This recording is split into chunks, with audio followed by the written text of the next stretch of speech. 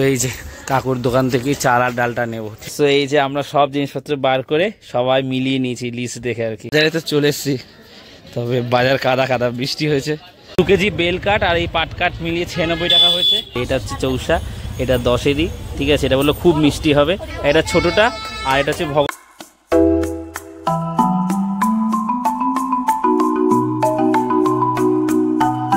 Welcome guys, welcome to দেবাড়ি। So এখনই সবাই একসাথে বসে হিসাব নিকাশ করছি। ব্যাপারটা বলি, আমাদের এখানে যে ক্লাবের মাঠে মাতারা মন্দির রয়েছে, প্রত্যেক অমাবস্যায় না কেউ পুজোর দায়িত্বটা নেয়, ঠিক আছে। সো এইবারে ঠাকুরের আশীর্বাদে আমরা সেই পুজোটা করছি, মাতারার আশীর্বাদে। এই 5 তারিখ যে অমাবস্যাটা, আসলে ইউটিউব থেকে পেমেন্ট আসলে মাকে বলেছিলাম যে মা আমি তোমার একটা পুজোর দায়িত্ব যেন নিতে পারি, ইউটিউবের টাকা দিয়ে একটা পুজো দেবো। সো ফাইনালি সেই পুজোটা দিচ্ছি। ওনারা বলেছেন কে কি লাগবে সবাই নিজের সামর্থ্য মতনই দেয়, যে যদি বেশি পারে অনেক বেশি দেয়। তো ওনারা আমাদের বলেছেন যে এরকম দিও। সো আমরা দেখছি যে এর থেকে যদি বেশি দেওয়া যায় বা যতটা যা পারা যায়, সো আমরা আমাদের সামর্থ্য মতন দেবো। তার হিসাব নিকাশ চলছে। তারপরে আমি আর বাবা যাবো বাজারে, এগুলো নিয়ে আসবো। পায়েস সবাইকে দেবে তো? পায়েস সবার উদ্দেশ্যে। আর খিচুড়ি কি ওই খিচুড়ির মধ্যে যেরকম তরকারি হয় মন্দির ওরকম হবে না? আলাদা আলাদা হবে না, তাই তো? আর কতটা বাবা, কতটা চাল ডালের খিচুড়ি হচ্ছে বাবা? ওই 4 কিলো চাল আর 6 কিলো ডাল। আর গ্যাসটা কি আমাদের ঘরের গ্যাসটা দেবে নাকি? আচ্ছা আচ্ছা, আলাদা করে গ্যাসের হচ্ছে গিয়ে টাকা দেওয়ার থেকে আমাদের নিজেদের গোটা গ্যাস আছে, তো ওটা দেওয়াই ভালো। তাহলে সব লেখা হয়ে গেছে তো হিসাব নিকাশ? তো চলো তাহলে বেরোই। মার কাছে তো এত হিসাব করা যায় না, মানে তা মানে কতটা কি লাগবে একটা পরিমাণ থাকে, আমাদের যতটা আমরা পারবো। ত্রুটি হলে মাও ক্ষমা করে দেয় যেন, কমিটিও ক্ষমা করে দেয় যেন। ঠিক আছে চলো, যতটা পেরেছি আমাদের সামর্থ্য মতন মায়ের জন্য আমরা করেছি, ঠিক আছে। মা এতেই খুশি, ভক্তি ভরে মাকে যতটা পেরেছি দিয়েছি। যেদিনকে আরো ক্ষমতা হবে সেদিনকে আরো মানে মায়ের জন্য কিছু করতে পারি। আর যিনি রান্না করবেন ওনাকেও অল্প কিছু টাকা দিতে হয়। সো মন্দির কমিটি যেরকম বলেছে আমরা যতটা পেরেছি আমরা আমাদের তরফ থেকে করেছি। বাজারে তো চলে এসছি, তবে বাজার কাদা কাদা, বৃষ্টি হয়েছে। এই কাদা পেরিয়েই যেতে হবে, রাস্তাটা ঠিক হবে। রাবিশ ফেলে মানে এটাকে বসতে দিয়েছে রাবিশটাকে আর কি, আগে তো আরো খারাপ ছিল। যাই হোক চলো।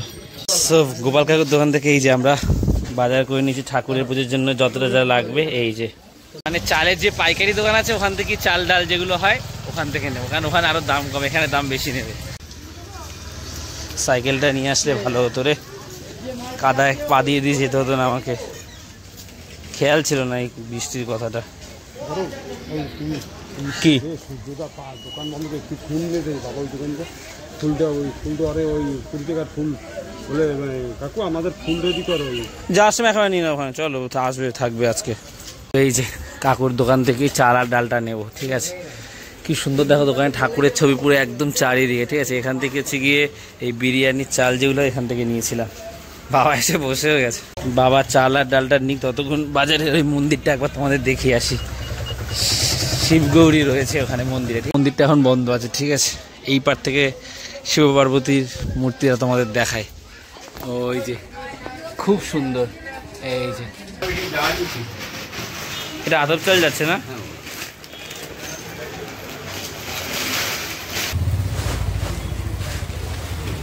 বাবা এখন জিজ্ঞাসা করছে যে 300 চালে কতটা হচ্ছে গিয়ে দুধ লাগবে, কতটা চিনি লাগবে, কাকুদের জিজ্ঞাসা করে দিচ্ছে আর কি, বসে বসে হিসাব করছে এখন। 300 চালের পায়েসে অনেকে সবাই পাবে তো মোটামুটি অল্প অল্প। 300 গ্রাম চালে পায়। তো এই যে খিচুড়ির চাল ডাল আর এই পায়েসে গোবিন্দভোগ চাল সব নেওয়া হয়ে গেছে। এবার এটা বেঁধে আমি কাঁধে করে নিয়ে যাবো। বেঁধে নাও, ঠিক আছে। সে দাদা আমি নিয়ে আসি, এমনি নিয়ে আসি। ছাড়ো ছাড়ো ছাড়ো, না তুমি রাখো না, আমি নিয়ে নিচ্ছি।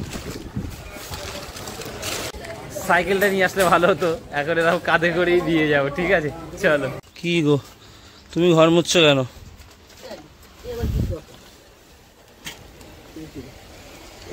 বোন কোথায় মা? ঠাকুরের বাসন দিতে গেছে। আমি চাল ডাল নিয়ে চলে এসেছি। বাবা এই ব্যাগটা আমাকে দেবেই না, দে ভারী, তোর কষ্ট হবে। সো এই যে আমরা সব জিনিসপত্র বার করে সবাই মিলিয়ে নিয়েছি লিস্ট দেখে আর কি। কি মা ঠিক আছে না সব? হ্যাঁ তো খাবো না, কি আছে, কিছু না খেলাম এখন আসে না, কোনো অসুবিধা নেই। দাও টাকা দাও। বেল কাঠ আর কি পাট কাঠি।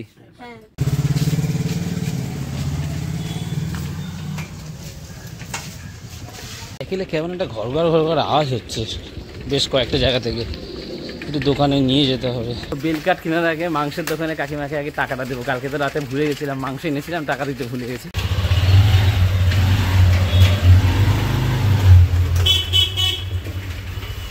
চলে এসছি, এই যে কিন্তু দোকান বন্ধ, কাকিমা নেই। কখন খুলবে কাকিমা দোকান? খুলবে না আজকে? কালকে মাংস নিয়ে গেছি, টাকা দিতে ভুলে গেছি। বিকেলে খুলবে? কাকিমার দোকান তো বন্ধ, ফোন নাম্বারও নেই যে ফোন করে বলবো বা কারোর মাধ্যমে গুগল পে করে দেবো। যাই হোক, যেদিনকে খুলবে আমি ডেফিনেটলি এসে দিয়ে যাবো। বিকেলে একবার দেখবো দিদি যাওয়ার সময়, তাহলে কালকে। এই মূর্তিগুলো দেখো কি সুন্দর লাগছে। আমি এসেছিলাম আম নিতে, ঠিক আছে, এই দোকানটায়। তো ভাবছিলাম হিমসাগর নেবো। এটা হচ্ছে ভগলপুর হিমসাগর, 120 করে বলছে। এটা হচ্ছে কি, আমি বললাম চৌসা, বললো না এটা 10-এরই বললো। এটা ছোটটা, ঠিক আছে, এটা হচ্ছে বড়টা। এটা কি অস্ট্রেলিয়ান বললে না কি বললে? না, এগুলো তোমার সব ইউপি দাম। ইউপি দাম 10-এরই, তাই তো? এখন 380 হচ্ছে। আর এইটা হচ্ছে গিয়ে চৌসা, ঠিক আছে। এরকম চৌসা আমি প্রথমবার দেখলাম, ঠিক আছে।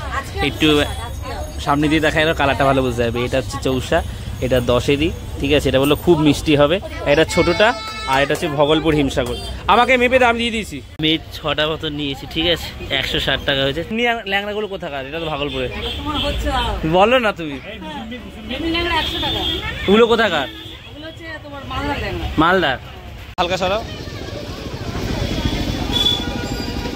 মা বলছিল আম দুধ খাবে, নিয়ে নিয়েছি আম। আজকে নতুন আম নিলাম, এই আমটা টেস্ট করিনি কখনো।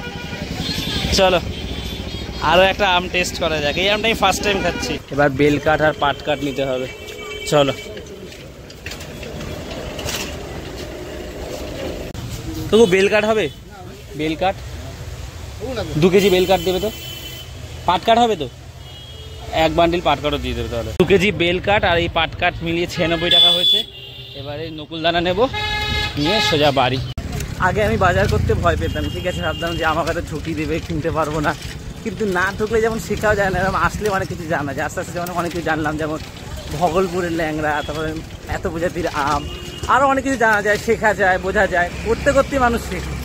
আমার তো এখন খুব ভালো লাগে, বেশ ইন্টারেস্টিং আর কি। ভিতরের রাস্তা দিয়ে বাড়ি যাচ্ছি, কারণ ওদিকটা কাদা কাদা, পুরো অবন্তিপুরের দিকটা। আর এই জায়গাটা দেখো, পুরো সবুজ আর সবুজ। এই কাদা দিয়েই আসতে হলো শেষ অবধি, কিছু করার নেই। চাকা যেন এগোচ্ছে না, আর এই কাদার মধ্যে দিয়ে, বাপরে। আমাকে 150 নকুলদানা দিয়ে দাও। নকুলদানাও নিয়ে নিলাম। এবার চলো, স্ট্যান্ডটা ঠিক করাই হয়নি আর, পাঁচিলে হেলান দিয়ে রেখেছি। আবার তোমরা এখন চা খাচ্ছ? 1:15 বাজে। আজকে 1টার সময় আমি ব্রেকফাস্ট নিয়ে বসে গেছি পুজো দিতে। মানে মা পুজো দিচ্ছে, বোন কাঁঠালটাই ছাড়িয়ে দিল।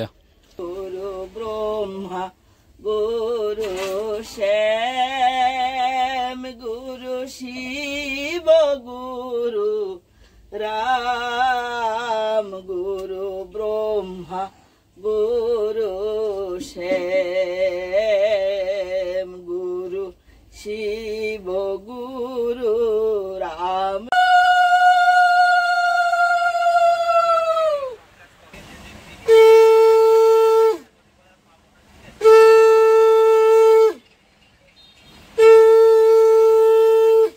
মায়ের পুজো দেওয়া হয়ে গেছে, কাঁঠালটা খেলাম, এত দারুণ টেস্ট না, আগের দিনের থেকে শক্ত। ভাত দিয়ে চলে এসেছে দোকান থেকে। এখন যাচ্ছি কেবিল অফিসে টাকাটা দিয়ে আসতে। আমার এক বন্ধু কেবিল অফিসে কাজ করে। কেবিলটা যেদিন কি বন্ধ হয়ে যায় 30-31 থেকে মাসের শেষে, আমি মেসেজ করে দিয়ে অন করে দেয়। আমি তার 1-2 দিন পর কি টাকা দিয়েছি, একটা অ্যাডভান্টেজ আর কি। তো এই টাকাটাই দিতে যাচ্ছি এখন। সো এই যে চলে এসেছি কেবিল অফিসে। তো এই আমরা সবাই খেতে বসেছি, আম দুধ কাঁঠাল দিয়ে তো খাবোই, আমি আর মা। আর এখানে হচ্ছে গিয়ে বাটা মাছের ঝোল হয়েছে মাখা মাখা পেঁয়াজ দিয়ে, আর এখানে হচ্ছে পটল আলুর তরকারি। আকাশটা জাস্ট দেখো কি সুন্দর লাগছে। তো এই জাস্ট টিউশন পরে ঘরে ঢুকলাম 9টা 5 বাজে। আর আসার সময় ভিতর রাস্তা দিয়ে এসেছি, ইন্ডিয়া ট্রফি নিয়ে দেশে এসে ওয়াংখেড়েতে প্রবেশ করেছে। সব নাচ গান হই হুল্লোড়, সব মানে বিশাল দর্শক হয়েছে, হাততালি দিচ্ছে। 2011-তে তো আমরা এখানেই চ্যাম্পিয়ন হয়েছিলাম, ঠিক আছে, ধোনির ক্যাপ্টেন্সিতে। সো ওটাই দেখছিলাম, মজা লাগছে, দেখতে দেখতে এসেছি। এবারও দেখবো, তার আগে একটু গেঞ্জিটা ছেড়ে হাত মুখ দিয়ে ফ্রেশ হয়নি। চলো। সো আমি খেতে বসে গেছি, দেখো শুধু 2টো মাছ নিয়েছি আর একটু আলুর দম এনেছিলাম আসার সময়। খাওয়া দাওয়া তো কমপ্লিট। এবার যাবো জল আনতে। খাবার জলটা না শেষে গেছে, খেয়াল করিনি। ওই 1 পটি ছিল, ভরতে গেছি, আবার শেষে দেখি যে জল নেই, ঠিক আছে। সো আমি জল আনতে চাই। সো আজকের এই ব্লগটা এখানেই শেষ করে দিচ্ছি। যদি ভালো লাগে একটা লাইক করে দিও, আর দেবাইতে প্রথমবার আসলে একটু সাবস্ক্রাইব করে দিও। তো আজ এতটাই, আবার কাল কথা হচ্ছে। চলো টাটা। নেবো, ওই জন্য এসছি ঘুরে দেখবো। আর এই যে রথ নিয়ে অলরেডি বসে গেছে, কারণ 7 তারিখে রথ।